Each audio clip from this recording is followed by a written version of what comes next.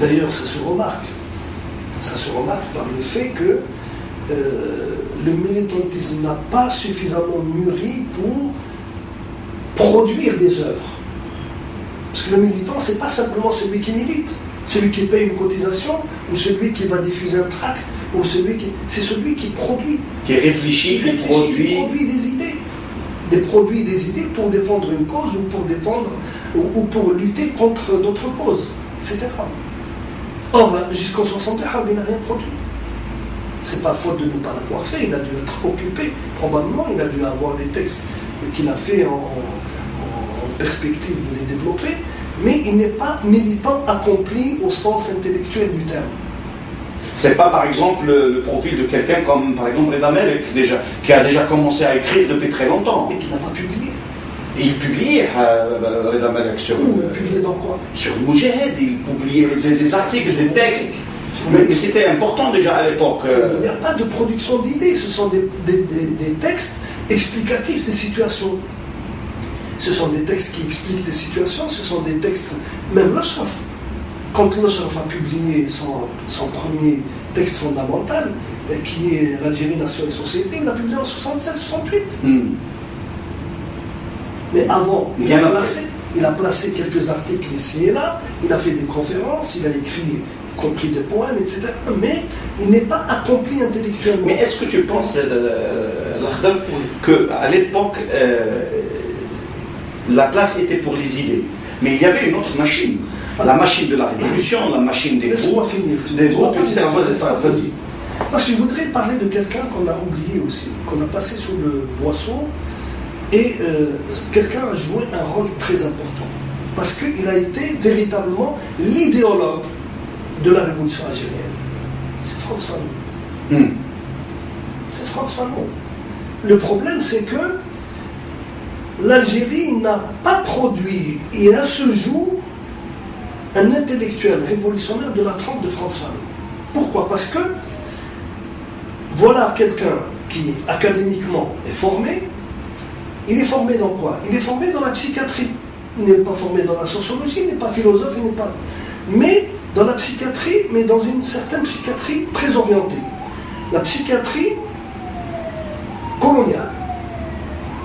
Et il a lu cette psychiatrie coloniale et ça a été pratiquement le socle sur lequel s'est constitué son militantisme. Quand il est arrivé en Algérie, il a trouvé une situation adéquate, idoine, qui accompagne sa propre réflexion et son engagement. Un mûrissement d'engagement et d'approfondissement.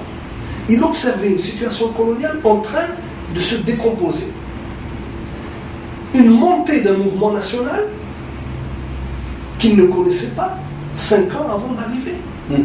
Quand il observe à ce moment-là, il commence à décrire la société algérienne.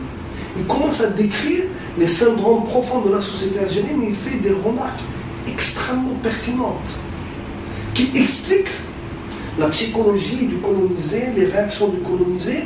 Et il explique à ce moment-là qu'est-ce que c'est que le phénomène colonial.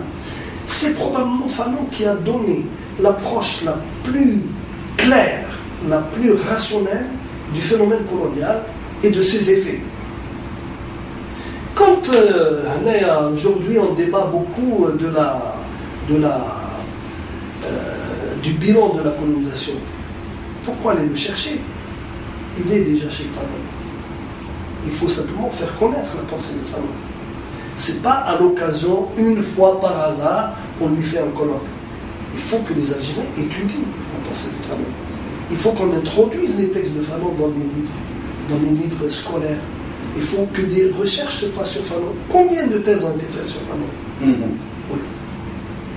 Or, Harbi, je ne sais pas s'il a eu l'occasion de connaître Fanon, parce qu'ils étaient en Tunisie tous les deux. Est-ce qu'il a discuté avec lui? Je n'en sais rien. Peut-être qu'un jour, il nous livrera son témoignage. Toujours est-il que Harbi, par contre, quand il prend la direction des révolutions africaines, c'est pratiquement, il la prend dans un sens d'essayer de refaire sur le plan journalistique et sur le plan idéologique la trajectoire de Fanon. Il essaie d'observer, de dire ce qui se passe.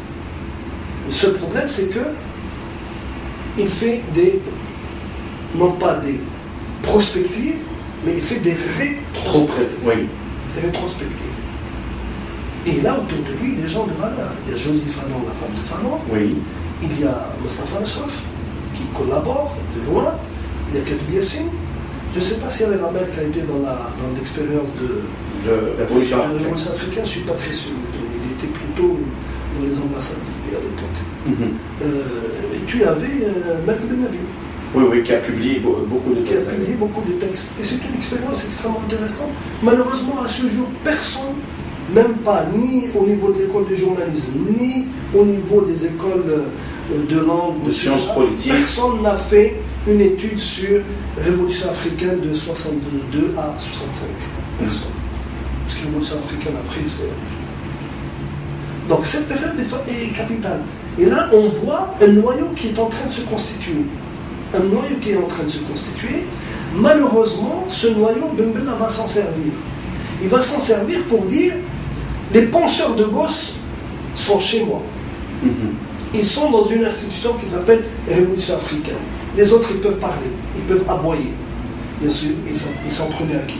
Ils s'en prenaient à Mohamed Boudiaf, dont le parti s'appelle le Parti de la Révolution Socialiste. Et ils s'en prennent à Ahmed, qui s'appelle le Front des Forces Socialistes. Le Front des Forces Socialistes. Bon. Or, aussi bien Front des Forces Socialistes que Parti de la Révolution Socialiste, ils ne produisent rien. Il n'y a pas de texte. Il n'y a pas de texte fondateur. Mis à part la déclaration de septembre 62. Il n'y a rien. Les partis qu'ils créent, les deux d'ailleurs, aussi bien le FFS que le PRS, sont des partis de type traditionnel. C'est-à-dire des partis à permanent. Des militants permanents. Des militants qui sont payés par le parti. Ça, on le sait. Puisque il faut attendre le cataclysme en 68 en France pour qu'une jeune génération de militants change la donne et qu'elle transforme le parti, qui est un parti de type classique bureaucratique, en parti révolutionnaire. On aura l'occasion peut-être de revenir sur ça un peu plus tard. Mais l'intelligence intellectuelle, l'élite intellectuelle, comme tu le disais tout à l'heure, soit elle est encerclée dans quelques institutions, comme Révolution africaine, comme un certain nombre de revues qui commencent à se développer dans les mouvements pas associatifs, les organisations nationales, ou le GTA, ou y compris le FLN. Là, on avait une certaine production militante qui posait des réflexions et qui exprimait plus ou moins des dissensions, pour ne pas dire des désaccords avec la ligne officielle de l'État. Et où est-ce que tu placerais dans cette analyse quelqu'un comme Mouloud Mamri? Mouloud Mamri. Sachant que tu as chapeauté une thèse. J'ai dirigé une thèse. Oui, tu as dirigé une thèse présentée par Malika Kebas sur toute l'œuvre de Mamri. Sur toute l'œuvre de Mamri. Où est-ce que tu situerais quelqu'un comme Mamri, comme quelqu'un comme Yassine, Katib Yassine, dans cette perspective d'analyse intellectuelle, pouvoir, 62, voilà. Grosso modo, je vais parler de Yassine, que je connais beaucoup mieux parce que je me suis spécialisé sur l'œuvre de Yassine, et ensuite j'en viendrai à Mamri qui a un cas particulier. Le problème de Yassine, c'est que Yassine est inscrit dans le nationalisme, et je dis bien le nationalisme arabe. Même s'il écrit en français,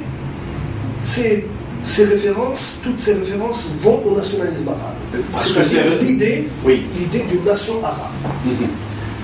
Yassine, jusqu'à pratiquement 67, jusqu'à la défaite de l'Égypte devant Israël, posait des problèmes en termes d'arabité, de nation, de valeurs culturelles fondamentalement arabes, mais de type progressiste. Il serait plus ou moins, pour donner des références, pour donner simplement des références aux gens qui ont un certain nombre de repères, il serait dans une sorte d'approche du Ba'ath de type syrien, pas irakien, syrien. Progressiste, socialisant, grande tolérance, ouverture d'esprit, ouverture, multiculturalisme, multi-ethnisme, etc., ce qui correspond à la réalité syrienne. Et il y a toute sa trajectoire, sa trajectoire intellectuelle, c'est quand même une sorte de socialisme arabe reposant sur un socle qui serait une idéologie communisante, pas communiste mais communisante, avec deux polarités importantes de référence, le peuple, parce que c'était une idéologie d'époque, et le prolétariat. La notion de prolétariat n'existe chez les auteurs que chez Katib Yassine. Chez Katib. À part Katib Yassine, on ne la trouve nulle part. La notion de prolétariat, au sens de prolétaire du terme, et on le trouve surtout dans le polygone étoilé. Donc la description du processus de prolétarisation est faite dans Nejma. Quand on lit l'ouvrage Nejma, on voit comment s'est fait le processus de prolétarisation des jeunes Algériens, puisqu'il s'agit de l'histoire de 4 jeunes, Mustafa Al-Khdar, Rachid et Mourad, comment ils se prolétarisent, ils se clochardisent.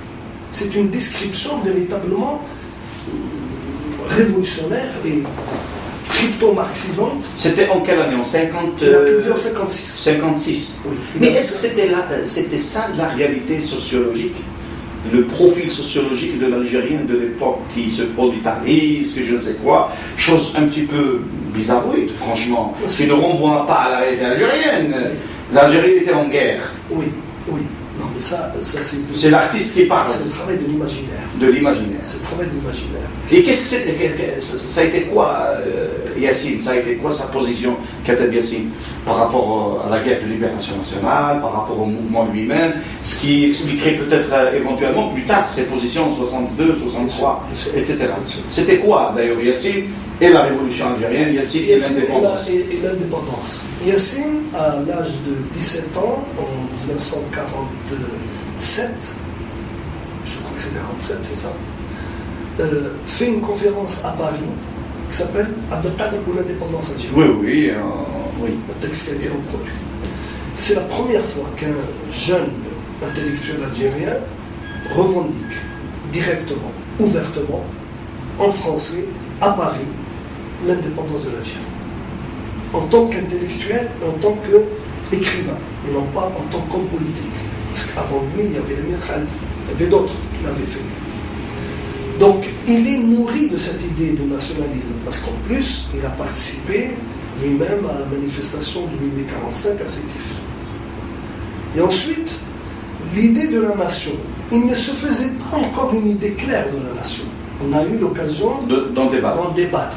Il était dans cette histoire un peu floue d'une nation, la culture, la langue. Il était fondamentalement pour la langue arabe.